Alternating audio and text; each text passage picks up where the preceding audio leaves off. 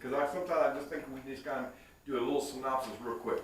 So Ishmael came along. huh? Ishmael. Yeah. So help me understand. What was so? What was so unique about that? What was happening? Well, that's the father of the Arab nations. Okay, father of Arab nations. But why did he come along? Hagar, because Sarah couldn't have a child. That's right. Sarah's not having a child yet. They've been in the country now. You know, at this time, it said that Abraham was 86 years old when Ishmael was born. So it's a key number to remember. We're going to see this in a second. It's a key number to remember. They came into the land he left, his father's homeland and everything else, at the age of what? 75. 75. All right? So here we are, 11 years later. God's promising him, has been promising him, you are going to be the father of many nations. The world's going to be blessed through your seed. You don't have anybody. He's already gone to God and said, well, hey, God, I've got this servant young man, and we're going to run into him again, LZR. I got this servant young man that is really great. I love the guy dearly. He takes care of all the things that's going on around my house. He'll be my heir. God says, no, not going to be him. Then after that, he goes and he meets with Melchizedek and everything else. They win that battle and come back. We don't know exactly how old he was at that point in time, but we know that the next step is kind of like, hey, Sarah goes to Sarai. We're going to change her name here today. But Sarai was saying, hey, look, I ain't having a kid, and if you're going to be the father of many nations, then you need a kid. Better get started. You better get started. So here's my handmaiden from Egypt, Hagar. And so he agrees to that. He marries her, has sex. Boom, a baby's born. But now then we find out that there's this little battle going on between Sarah and Hagar. Because Hagar is like, hey, look, I got a kid. Sarah's going, I don't have a kid. And you got to understand the culture.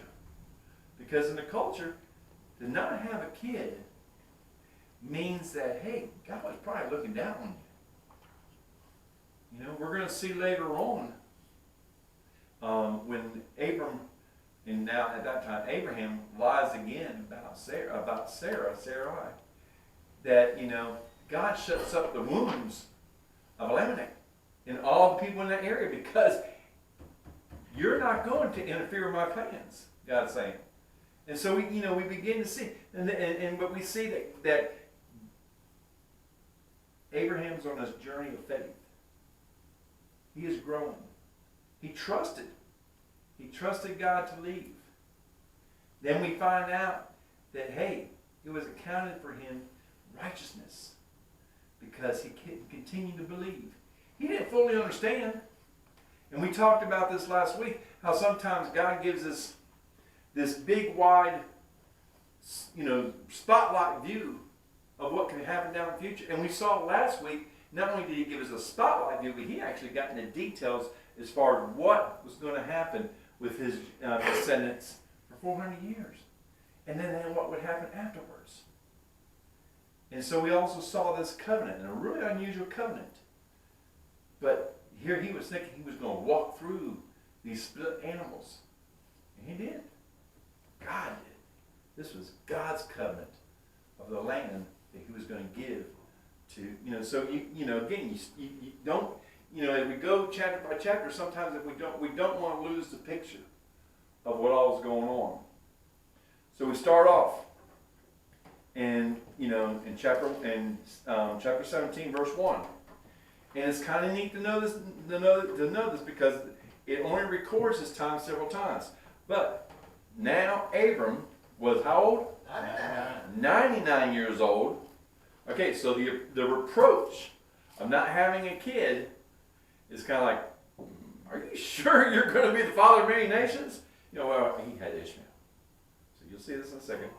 So the Lord appears to Abram and says, and again, he was 99. So, and we talked through the ages. We said, okay, 75 is when he moved. 86, he had Ishmael. Now, 13 years later, God comes up to him and says, Abram, you're going to have a child. but he's going to get ready to change his name. But here's the next thing. He goes, Abram was 99 years old when the Lord appeared. Now this is not a dream. This is actually God coming up and talking to Abram. Okay? We're going to see this again in the next chapter. Okay? So God appeared to Abram and said, I am El Shaddai. I am God Almighty. And I love that because, when Moses asked, who are you? He says, who am I? And he says, what do I tell him? He says, you tell him that I am who I am. So God's the one now. First, no one's saying anything in this name here. This just starts off. In the beginning, Elohim created. Over here we see Yahweh, and when in dealing with Adam and Eve, then we have with Moses and with Melchizedek, the God Most High. Then with Hagar we see El Rai, the God that sees all. And this is coming from Hagar, and she names him that. Now God's sitting here, and he comes up to Abram, and he says, I am the God Most High. I am El Shaddai. And so now he says, walk before me and be blameless. Now who remembers the discussion that we had about walk? You hadn't been here when Cliff was teaching in the book of Ephesians. Anybody remember? It's not a stride. It's not like, hey, I need you just to walk before me. God's not saying this. Okay? He's saying, hey, I want your life to begin to conform to me. I want you to begin to be like me. I want you to begin to set your patterns the way God's wanting us to be. So again, go back to Ephesians. And let's look at Ephesians chapter 4, verses 1 through 3. And I'll read it real quick. It says, walk in a manner worthy of the calling in which you have been called, within all humility and gentleness and patience, showing tolerance to one another in love, being diligent to persevere the unity of the Spirit in the bond of peace.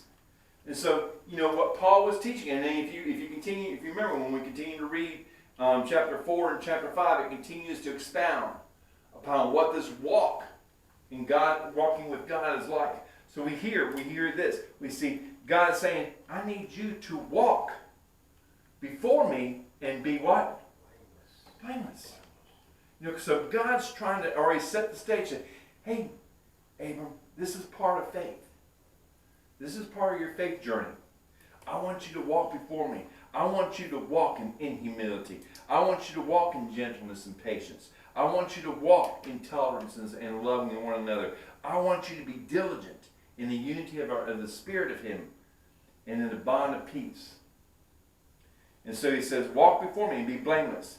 And then he goes, I will establish my covenant between me and you, and I will multiply you exceedingly. Again, we go back. Here's this constant reminder. Because, it's not like overnight. And that's, I think, sometimes we miss the point in thinking that when we deal with God, God's got to be like a soda machine where we put a coin in and we spec something out real quick. But stop and think about this. He's how old? 99 years of age. He's had a child. Not what God had planned, or what God's plan is, let's put it that way. But he had a child. He's not in reproach in a sense. Sarah still is.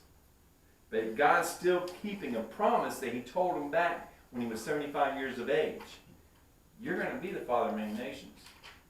Many nations will be blessed, and those that bless you will be blessed, and those that curse you will be cursed. And so here he is. God's just constantly reminding the same promise that he gave to Abram at the very beginning of this journey.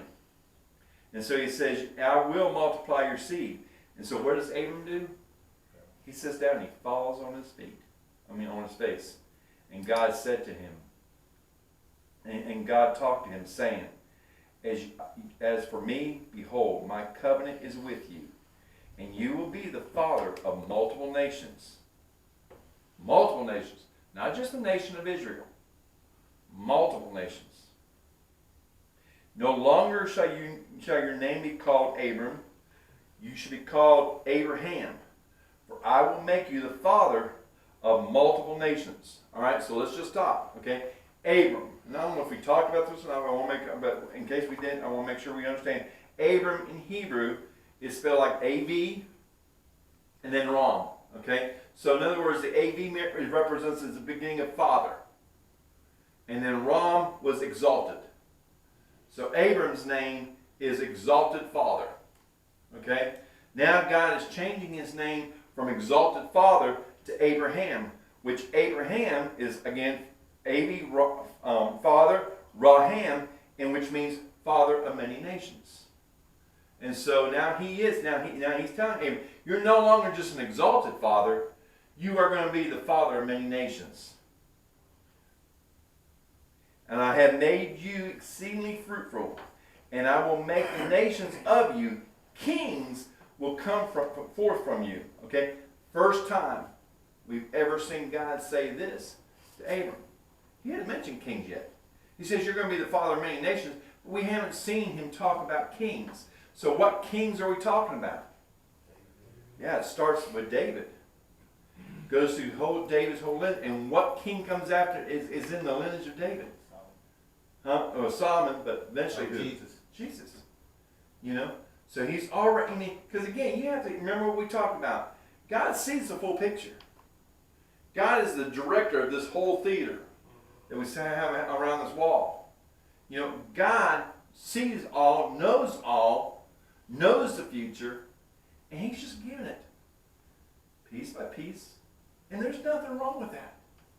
Because God wants us to be dependent upon him. And so here he is. Now he's enlightening even more. He's changed his name. And he said, not only are you just Abram, but you are Abraham. You are going to be the father of many nations. And not only are you going to be the father of many nations, but many kings will come forth from you. So Saul was part of the king. Saul was not a part of the lineage of Christ. Right, but he was a king. He was a king, yes. From Abraham lineage. Everything. No, that's a good question. Because there was, yes? Because he was an Israelite. Yeah, help me out, Paul. I haven't really thought about that. What? I'm sorry, I was thinking about something else. What you thinking about? Saul, the king. Yeah, Is he out of the lineage of Abraham? no. No. Yeah, well, he is, but he's not, all right?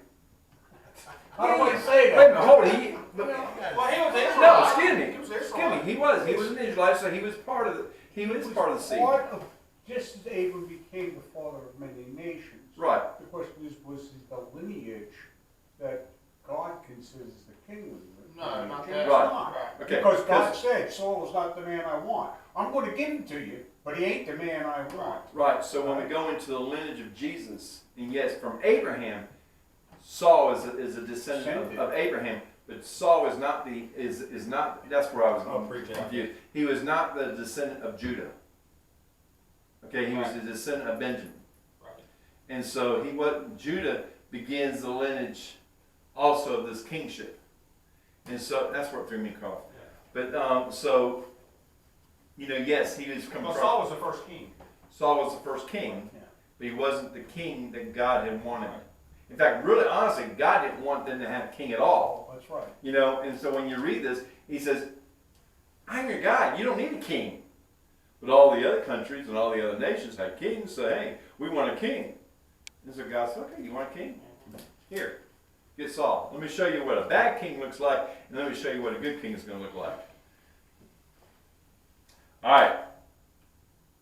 And I will establish my covenant between me and you and your descendants and after you throughout their generations for an everlasting covenant. Keep in mind that word right there. To be God to you and to the descendants after you. And I will give to you and to your descendants after you the land that you sojourn, all the land of Canaan, for the everlasting possession that I will be their God. Okay? So again, we're going now back to the promise and the covenant from chapter, but in chapter 16, where he walked through those animals. That was a covenant that God made about the land. So he's reminding again Abram about his covenant with the land. And all this land that you see, and we heard from chapter 16 that the nation of Israel expands a whole lot longer than what Israel is today. It goes from the river Euphrates all the way down to the river Egypt. It's not happening today, but it will. Huh? Possibly. Possibly.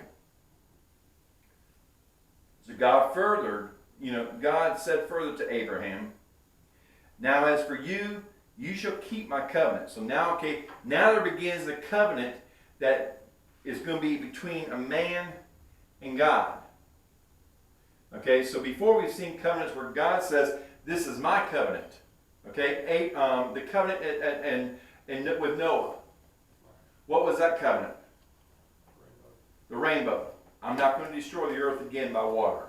That is God's promise that is not dependent upon anything that man has to do. This is God's promise. Okay? When God made the covenant walking through the animals, again, it was God's covenant. But now God is starting to make a covenant between people. And so here's this covenant between God and man. And we're going to continue talking about this. But he says, and God said further to Abraham, now as for you, you shall keep my covenant, you and your descendants after you throughout their generations. This is my covenant which you shall keep between me and you, your descendants after you. Every male among you shall be circumcised, and you shall be circumcised in the flesh of your foreskin, and it shall be a sign of a covenant between me and you. And every male among you who is 8 days old shall be circumcised throughout their generation. A servant who is born in your house, or who has been bought with money, or from another foreigner, or who is not your descendant, a servant who is born in your house and who has been bought with money shall surely be circumcised. Thus shall my covenant be in your flesh for an everlasting covenant. But any uncircumcised male who is not circumcised in the flesh of his foreskin, that person shall be cut off from his people. He has broken my covenant. All right, so he's introducing something that is not foreign as far as in history-wise. Okay, theologians and historians said that other cultures were doing circumcisions. Okay, everybody. I mean, we're a men's group, so everybody knows what circumcision is, right? I'm not going to get into details. Painful to think about. 8 days. Yeah, well, but now stop and think about this, because since we do know what circumcision is, how old is Abraham? 99. Yeah, we're not 8 days old. Ooh. So and keep that in mind, because you're gonna, as we continue to read through Genesis, you're gonna see where in Jacob's family, the some of Jacob's sons go up to a community and say, "Hey, look, if you really want the daughter, you're going to have to circumcise." And then the town ends up circumcising themselves only for them to be killed. Because when you think about it, this is really going to incapacitate all the males. We know there's at least 318 males that went and fought. We're talking about those 318 men. They're going to circumcise. And then stop and think about this. And I'm probably getting ahead of myself. But stop and think about this. Yeah, it's all right for God to tell Abraham you got to do this, but I'm your servant. What do you mean you're going to circumcise me as a male? So think about the dedication that the people had towards Abram, recognizing that and they've already, and his servants have already seen God move in his life, especially fighting against 4 kings who defeated 5 kings. So his servants are well aware of how powerful Abraham is. And so they're sitting there and they're agreeing to this. Okay? Then God said to Abraham, as for Sarai, your wife, you shall not call her name Sarai, but Sarah. Now Sarai and Sarah means princess, both. Okay, but she's now going to be the mother of many nations. Okay, but Sarah shall be her name. I will bless her, and indeed I will give you a son by her, and then I will bless her, and she shall be the mother of nations. Kings of people will come from her. Now, before you read the next sentence, here's an old man, 99 years of age. We know that Sarah is 10 years younger. Okay? So if he's 99, she's 89. Both have passed their days of really having children. Okay? And that's a key piece to keep in mind on this. Yes, Abraham, and we'll see later on, Abraham is a pretty joust young man, or a man, because not only is he going to end up having Ishmael and going to have Isaac, he's going to have a few other kids. 6 other kids. Huh? 6 total kids. So, he's, God's really blessed him. But for women also, and that's a key piece. Because if you older guys, if you know your wives, they go through stages, and then, they're not, when they get older, there's sleepless nights, hot flashes, all kinds of stuff. Their body changes. And so it's not really normal for an older woman to have, no matter what kind of a man is doing it, it's just not normal for a woman to have a baby at this age. And so that reproach, that disgrace in some respects. And so when you start to think about this, and you begin to realize why Sarah was just so adamant. It wasn't really out of hatred. But she, if Abram's going to be the father of many nations, he needs a kid. And so she gave up her handmaiden. It was more out of kind of a love and a respect for him than, because she realized in her mind, it's been her disgrace. Again, in that culture, they believed that, hey, if you didn't have a child, especially a woman didn't have a child, God wasn't really looking good upon you. And so there she is. And you're going to see her reaction later on. But, she's dealing with this. She's now 89 years old. She's a pretty woman. We're going to see this pretty soon again also. She's a pretty woman. And kings and princes like to grab her and bring her into their harem. But still, she has this reproach on her. And it could be seen to both of them because, hey, the man must not be doing anything if the woman's not doing anything. But we find out that the man does and ends up having Ishmael through Hagar. Then, and I love this, then Abram fell to go on his face again and laughs, saying in his heart, not out loud, because God's with him, but saying in his heart, will a child be born to a man of 100 years old, and will Sarah, who is 99 years old, bear a child? So Abraham was now satisfied in his mind that, hey, Ishmael was going to be the heir. Up until this point in time, and if you go back and you look at this, God never really said that his heir was going to come through Sarah. He just said that your seed. So in a sense, Abram was already satisfied with Ishmael. It was his seed. Okay, yeah, I got Ishmael. In a sense, he was satisfied that the promise was already, in a sense, was being confirmed. Because he had a son through his seed. But now, God is changing the whole picture.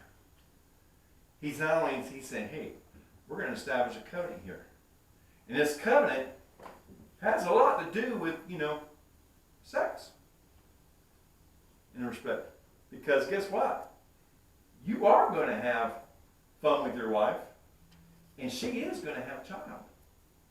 And he sits there and he falls down and he just sits there and laughs in his heart. Thinking, this does not make any sense, God.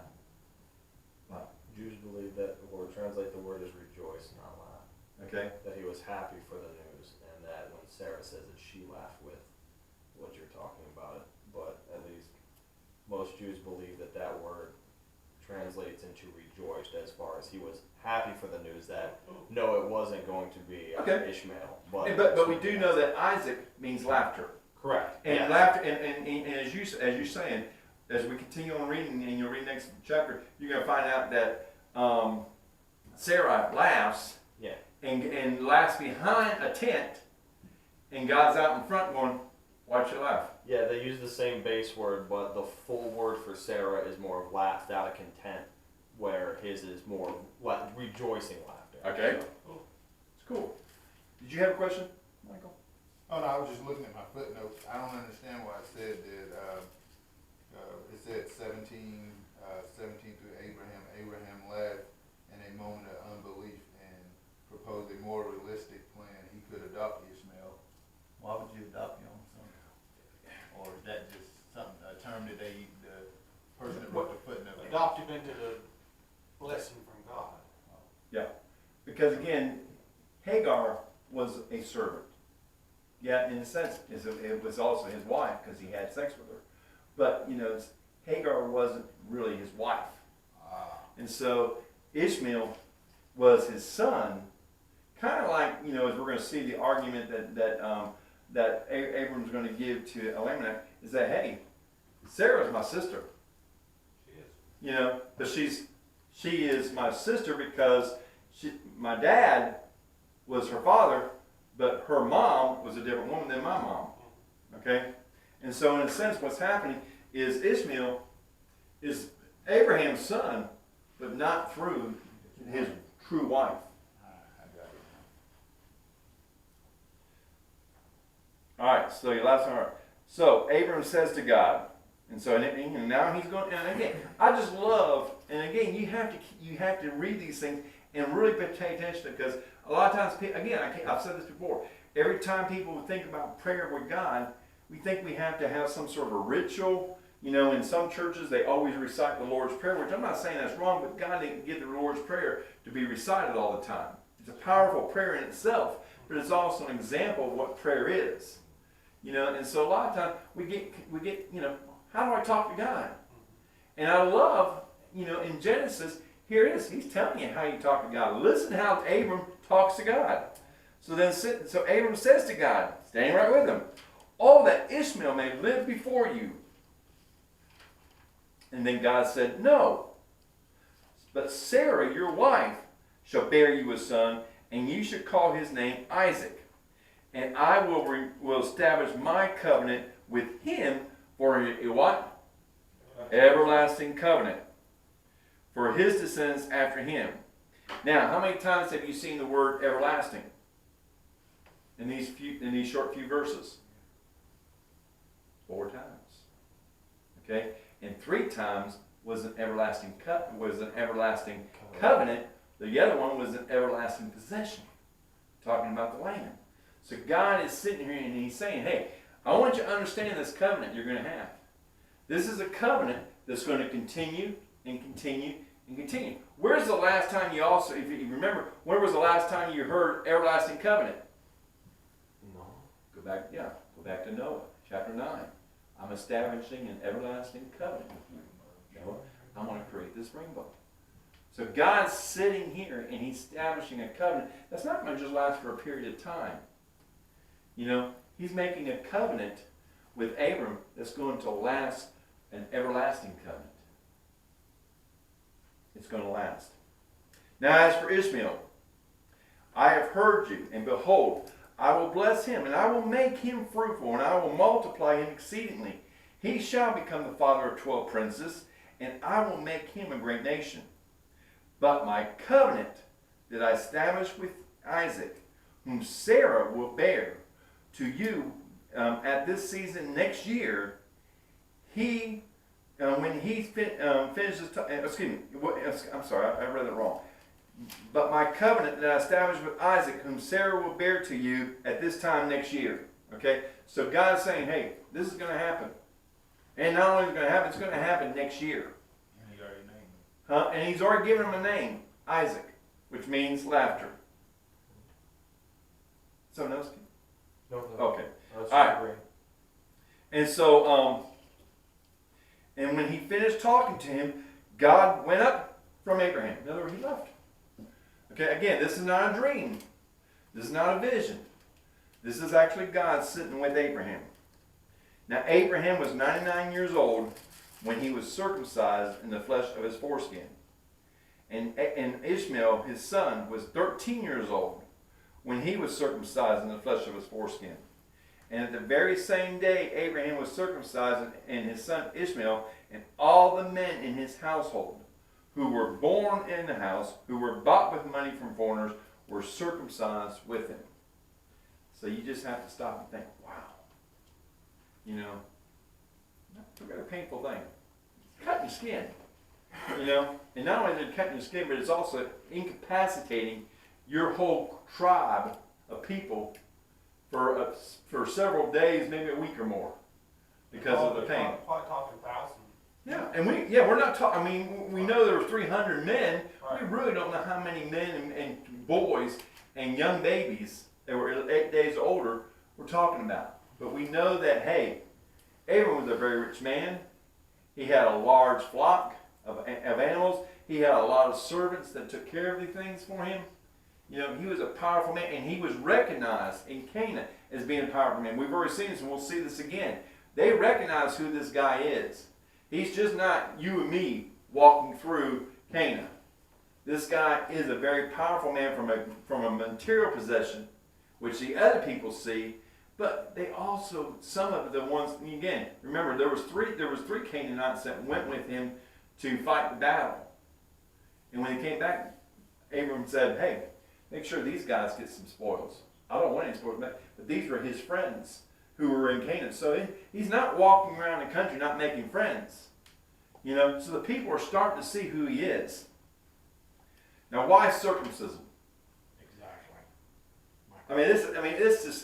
You know, we talked last week and we said, gosh, you know, we're cutting animals and we're separating. I mean, there's just some really strange things here, God. Why are you doing circumcision? I mean, you know, why? What?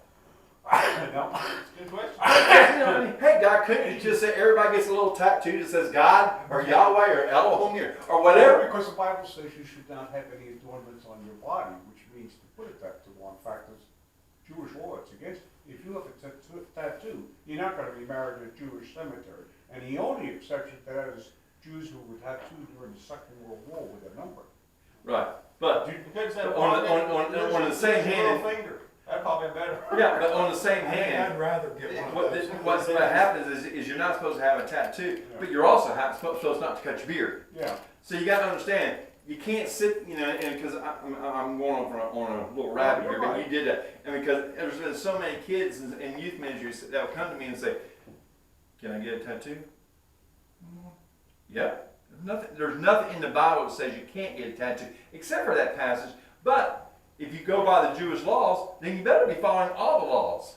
Because just saying, oh, I can get a tattoo, but I can go ahead and shave myself, yeah, what's the purpose of the law, of that law? So again, yes, there, you know, because my son Joshua asked me when we was over in Denver, he was showing us some little tattoos that he's thinking about doing. And I said, son, I don't know, you're old now. And then what I always told youth was this: if you really want a tattoo, and this is my belief, then one, go pray about it. If you really feel like God's saying you should get a tattoo, then the next thing, because you're living underneath the house of your mom and dad at this point in time, get their permission. If one of the two don't agree with it, you don't need to get it. Once you get outside your mom and dad's house, then you got one person you're going to have to deal with. Go to God. If he doesn't have a problem with it, between you and God, I'm not going to stand in front of you and say no, you know, because of a law that's written to Jews, but also there's other laws that are written to Jews, and if you follow one, you got to follow them all. There's so many laws. So, you know, I mean, 600 you or know, something, wasn't it? At the end, it was like 619. yeah. So I mean, you're sitting there, and Paul even writes this in the New Testament, and even Jesus, he says, you recite all these laws, you make people live, but you break them yourselves. And so, you know, I mean, you know, and there was a reason for not having tattoos. I mean, oh, this is a rabbit. There was a reason for not doing tattoos and marking the bodies, because again, there was a separation that God was trying to establish with the Hebrews to get away from a lot of the pagan cultures. And so a lot of the pagan cultures were And the word tattoo that's written in English is really markings of the body. Yeah, Okay, so markings it like doesn't the necessarily mean the ink markings on body. They were, I mean, scarification, there's, different implants, gauges, different stuff like Yeah. that, cuttings. It just it I don't encompasses have a to- lot of different Those are all things. natural. But it's interesting That's the because medication. circumcision in and of they're itself, sitting there looking at Paul. Let's say, Paul, do you have any tattoos? in and of itself, circumcision is also a mark. Yes. So it's On the brain and. which, the body. like I said, That's So- why you're doing it 8 days old. So let's kind of let's kind of Go down this hallway. go through this circumcision because I think this is kind of neat, and this is some of the stuff that I found. One, the sign of circumcision is a sign of new identity. Yes. Okay, so let's just stop and think. What is he doing? What did God do in this passage? He made a covenant. He made a covenant, and in that covenant, what did he do? From an identity perspective, Let it go. huh? Distinguished. He Marked them. he changed the names. Change names and he marked them. That's what he was doing. He changed the name, and yes, the circumcision itself is going to be a marking for the Jews. Okay, and we'll talk about well, does this apply to Christians in a minute? But for the Jews, this was a marking. Okay, this was establishing an identity that God was setting up with Abraham. Not only are you going to be the father of many nations, but for your descendants, I'm establishing this everlasting covenant. And for your descendants, and for those that live with you in your households, and whoever else is in your household, they will be circumcised. Or if they're not circumcised, then they're going to be breaking my covenant. They're going to be outside of my covenant. Okay? So God's sitting here and he's starting with an identity. In creating an identity by changing your names, by marking them. He's also starting a sign of a miracle of new life. Stop and think about this. Through this circumcision, he's already made a promise that, hey, keep having sex with Sarah. Because guess what? With Sarah, you're going to have a son. And this son is not supposed to happen to old men and old women. So this is going to be a miraculous birth. Think about that. A miraculous birth. Whatever miraculous births do you remember? Yeah. Mary Magdalene. Okay? they Third. also say Moses. Huh? Moses was a miraculous. Yeah, birth. Moses. It's like, yeah, he was supposed to be born at 130 something according to the timeline. Okay. So, but those were the three. Okay. Isaac, Moses, and Jesus were the three. So Moses was, I'm sorry, His mom was supposedly like 130 something when she gave birth. I have to look that up. I never heard that before. That's okay. So, but we do know that. His life is miraculous too. Oh yeah, I mean Moses' life lived as he lived a very long They life. were killing all the children. Yeah. Right. Right. So, so again, the second thing is the circumcision was a sign of a miracle of new life that's about to spouse from this.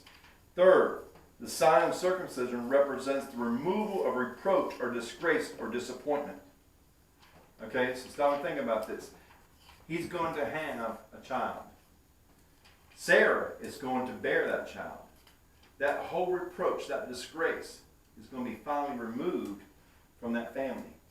Because the culture says that, hey, if you're not having a kid, and especially since Ishmael was born with Hagar, now there was even more of a reproach on Sarah. But it's removing this reproach. Go to Joshua chapter 5, verses 2 and 9, because what happens is you'll see is that as the Israelites were coming back out of the land of Egypt, they were circumcised and made sure they were circumcised as they left. But then they spent 40 years, and all those older men that were circumcised started to die away. But then the young folks didn't get circumcised during the journey. So God tells Joshua, he said, before you're going to walk into this land of promise, you're going to circumcise everybody. Go back to the covenant that I made, because if you're going to walk into my land, the promise that I made back to Abraham, you're going to also follow my covenant. And so he says you're going to circumcise everybody. And now we're talking thousands upon thousands of people, hundreds of thousands of people They're getting ready to go in to the land, to the promised land. And so Joshua is circumcised. And when it says in Joshua 5:9, it says, "Then the Lord said to Joshua, today I have rolled away the shame of your slavery in Egypt." That reproach. Okay? So through that circumcision, he's rolling away the reproach and disgrace. And we'll talk about how this applies to Christianity here in a second. So in Egypt, when they were in captivity, the Egyptians weren't letting them continue with the circumcision covenant then? Mm-mm. Okay. And then they were circumcised, but then they revolted against God. They ended up wandering in the desert for 40 years, which should never have took them 40 years to do it. Right. They're walking in the desert for 40 years, and when that generation dies because of the sins, because they weren't going, and God said, "You're not going." And not only were they not going to go in the promised land, but guess who else wasn't going in the promised land? Moses. Right. himself. Right. You know, Moses was a part of that group of people that, you know, and it wasn't at first, but Moses. We're running a rabbit, but do you know how Moses got the punishment from God? Yep, he didn't speak Strike the instead of rock, striking strike the the rock. rock. Right. Strike the rock. You didn't listen to God. And remember, I'm sorry, I talked to so many different people about different things, but I don't know if I told this group or not. But I think I did last week. I was talking about the spiritual gifts. And listening to God. Hey, if there's a spiritual gift, it's got one, edify God, and two, it's got to edify the body. If it doesn't, if one of those two is not being done, it's not a true spiritual gift. Okay? Moses was in charge of being the spokesman, a prophet, you know, to the people. And so he got on his little high horse, and God told him what to do with the rock, to speak to the rock, and he ends up, and he strikes the rock, and God says, "Hey, this is not about you, this is about me. You're not going to go into, and trust me, if you continue to read, Moses begs and begs and begs and begs, please God, let me go in." And God's saying, "No, finish. I don't want to even," in fact, there's even one script, "I don't want to hear this anymore. You know, shut up," in a sense. God's saying to Moses, it's done. You know, Moses finally accepts it. He says, "I'm going to take you up to a mountain, and I'm going to let you see it all." And then there on that mountain, he died. They don't know where Moses, you know, they didn't bury Moses. You know, go to Jude and read that little bit of story. All right, so it removes the reproach and disgrace and disappointments that Abraham and Sarah was facing. Fourth, the sign of the circumcision is a sign of higher expectations. You know, he's sitting there saying, "Hey, I need you to walk before me. I need you to step up to this thing and start believing me. Start walking before me. What? Blameless. You know, I need you to step up and change your attitude." He had the faith. We're not talking a man who didn't have faith, but, you know, all through this thing, Abraham was making decisions on his own. You're going to see he's still going to be making a poor decision. You know, we're not totally out of the picture here. But you're going to begin, as we talk through and we looked at Abraham, you got to understand this is a man who's going to growth on faith. That's building his faith in God. And so by the time it really is going to count, he really trusts God. But he says, "Hey, Moses," you got me started on Moses. "Hey, Abraham." Thank you. I know it's part of old age. "Hey, Abraham, I need you to start walking before me. And not only do I want you to start walking, but your descendants. You know, because this is a sign that's a covenant between me and you and your descendants." And so his expectation for walking before him is not just Abraham, it's all of his descendants. And then fifth, the sign of circumcision is a sign of a promised abundant fruitfulness. He said, "Hey, if you do this, you're going to exceed abundantly. There's going to be an everlasting covenant, and there's going to be kings and nations and people growing and stuff like that." We know what Paul writes in the New Testament. He says, Abraham is the father of our faith because of Abraham's faith and calling him righteous. When we have faith in Jesus Christ and God, we are also considered, we're imputed with that righteousness, because of what Christ did on the cross. So from a new life perspective, let's kind of look at what Paul says. Turn to Colossians chapter 2, verse 9 through 14. Matthew, Mark, Luke, Colossians, right? Right, Colossians Father. it's Galatians. Here's how I did it. It's General Electric Pepsi-Cola. So it'd be Galatians, Ephesians, Philippians, and Colossians. General Electric Pepsi-Cola. What number? Chapter 2, verse 9 through 14. And if somebody's got it, you can read it. To what? Chapter 2, verses 9 through 14. For in him all the fullness of deity dwells in bodily form. I'm reading from the New American Standard. Do you want NIV? No, that's fine. Thank you, sir. And in him you have been made complete, and he is the head over all rule and authority. And in him you are also circumcised with a circumcision made without hands, in the removal of the body of the flesh by the circumcision of Christ, having been buried with him in baptism, in which you were also raised up with him through faith in the working of God, who raised him from the dead. When you were dead in your transgressions and the uncircumcision of your flesh, he made you alive together with him, having forgiven us all our transgressions, having canceled out the certificate of debt consisting of decrees against us, which was hostile to us, and he has taken it out of the way, having nailed it to the cross. Okay. So what's Paul telling Colossians, the church of Colossians? He says that circumcision is not a physical thing. But what is it? It's a spiritual thing. It's a spiritual thing. And what is it doing? Like dedicating yourself to him. Right? It's a circumcision of the heart. It's a circumcision of the heart. That's what it is. Right? And it's cutting away what? It's removable of sinful flesh. It's removing of sinful That's flesh. exactly what it is. Because you're being buried with Christ when you were baptized. And when were you with him? And renewed to new life. And I don't remember who was the young kid here? Joey? Not Joey, but Joseph. Young guy was and eventually got married. Yeah. He was a new believer, and he had not been baptized. He was getting ready to be baptized, and Cliff was teaching through Colossians, and I pointed this verse out to him because this is the whole experience of what baptism is all about. Because it says it here, you are buried with Christ when you were baptized, and with him you were raised to a new life. So that's a whole picture of what baptism is all about, is being buried to yourself, to your sinful nature, and rising out of the water, coming into a new life. Because you trusted in the Almighty God who raised Christ from the dead.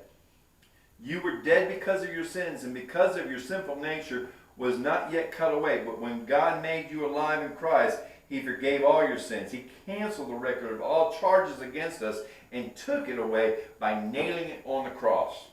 Oh gosh, I'll do it. I mean, if you don't get excited over that, you don't get excited. Because that's a full picture. But that's the spiritual circumcision. So go back into the 5 things we're talking about.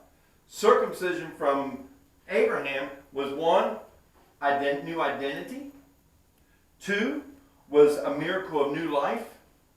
3 was removing the reproach and disgrace. 4 was a sign of higher expectations. And 5 was a promise of abundant life.